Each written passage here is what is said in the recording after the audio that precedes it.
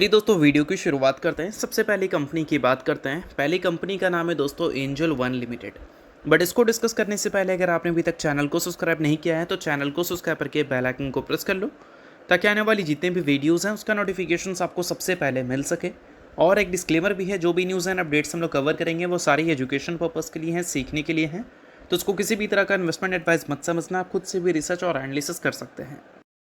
तो चलिए दोस्तों वीडियो की शुरुआत करते हैं। सबसे पहले बात करते हैं एंजल वन से रिलेटेड कुछ इंपॉर्टेंट न्यूज़ एंड अपडेट्स के बारे में। तो आज के दिन की बात करें तो एंजल वन की परफॉर्मेंस हमें काफ़ी ज़्यादा कमाल की देखने को मिल रही थी।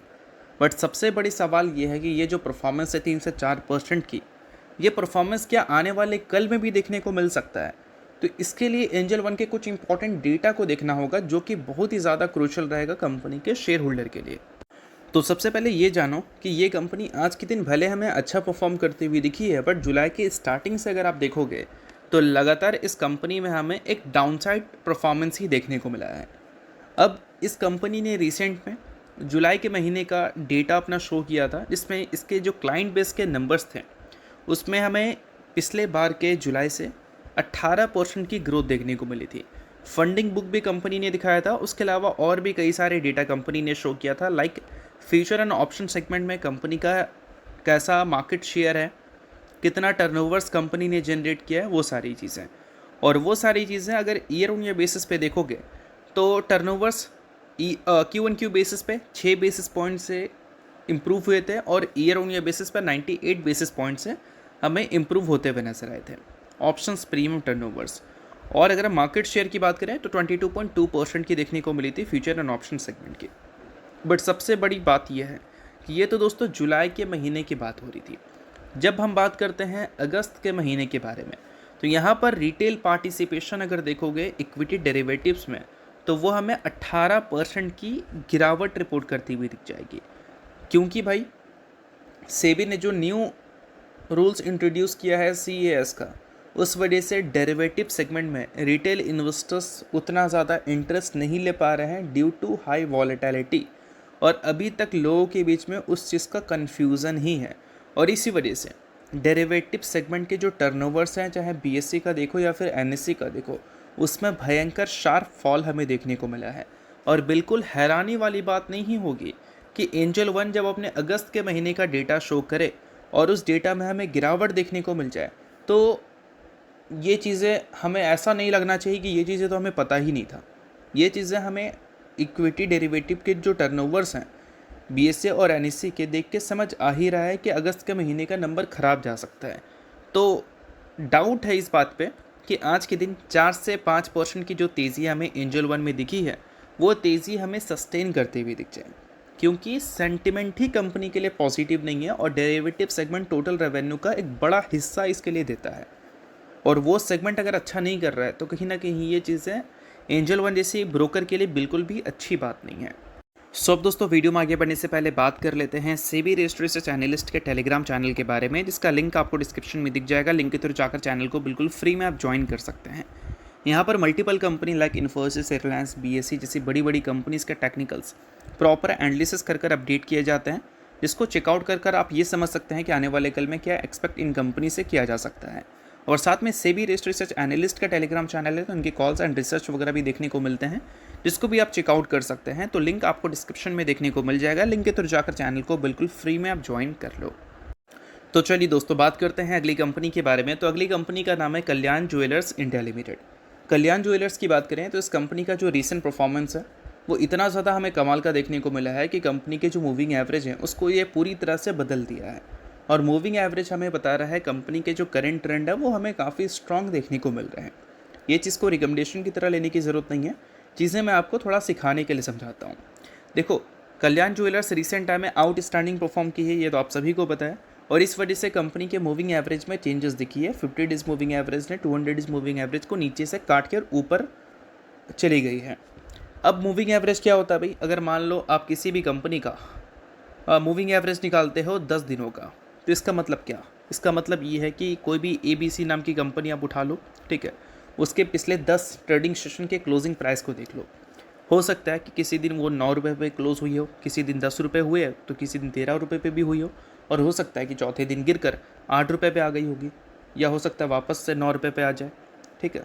तो पिछले 10 ट्रेडिंग सेशन में जहाँ पर वो क्लोज़ की थी उसको आप ऐड कर दो और 10 से डिवाइड कर दो, एक नंबर निकल कर आएगा, वो होगा पिछले 10 दिनों का मूविंग एवरेज, ठीक है। और मूविंग एवरेज को जनरली ट्रेडर्स लोग जो है वो ट्रेंड आइडेंटिफाई करने के लिए देखते हैं। अब वो 5 दिन का भी देखते हैं, 7 दिन, 10 दिन, 15 दिन, 20 दिन का भी देखते हैं। बट जब हम एक लॉन्ग टर्म ट्रेंड की बात करते हैं, लॉन्ग टर्म मतलब थोड़ा सा स्ट्रॉन्ग ट्रेंड की जब हम बात करते हैं, तो वहाँ पर 50 डेज़ और 200 डेज़ मूविंग एवरेज को देखा जाता है। और ये जो लाइन आपको दिख रहा है येलो लाइन, ये 50 डेज़ मूविंग एवरेज है, और ये जो ब्लैक लाइन है ये 200 डेज़ मूविंग एवरेज है, ठीक है। अब देखो 50 डेज़ मूविंग एवरेज जब भी ऊपर से किसी भी नहीं, मतलब 200 डेज़ मूविंग एवरेज को काटे तो इसका मतलब वो ट्रेंड जो है वो बियरिश वाला है, यानी कि गिरावट एक्सपेक्टेड है, ट्रेंड बियरिश है, और वो चीज़ आपको यहाँ पर देखने को मिल जाएगी, ठीक है। और अभी देखोगे तो रिसेंट टाइम में जो तेज़ी दिखी है उस तेज़ी की वजह से 50 डेज़ मूविंग एवरेज का जो लाइन है वो 200 डेज़ मूविंग एवरेज को नीचे से काटा है। ऊपर से काटे तो बियर, नीचे से काटे तो बुलिश। तो नीचे से काटा है तो इसका मतलब ट्रेंड वाइज अगर हम देखें कल्याण ज्वेलर्स को तो काफ़ी सही दिख रही है। बाकी ऐसे ट्रेंड के बाद इस कंपनी के शेयर होल्डिंग पैटर्न पर जब हम नज़र दौड़ाते हैं तो वहाँ पर प्रोमोटर की होल्डिंग तो इस क्वार्टर में अनचेंज दिखती है, बट एफआईएस की जब हम बात करते हैं तो उसकी होल्डिंग में एक भारी गिरावट दिख जाएगी। काफ़ी तगड़ी सेलिंग हमें एफआईएस इस क्वार्टर में करते हुए नजर आए हैं इस कंपनी में।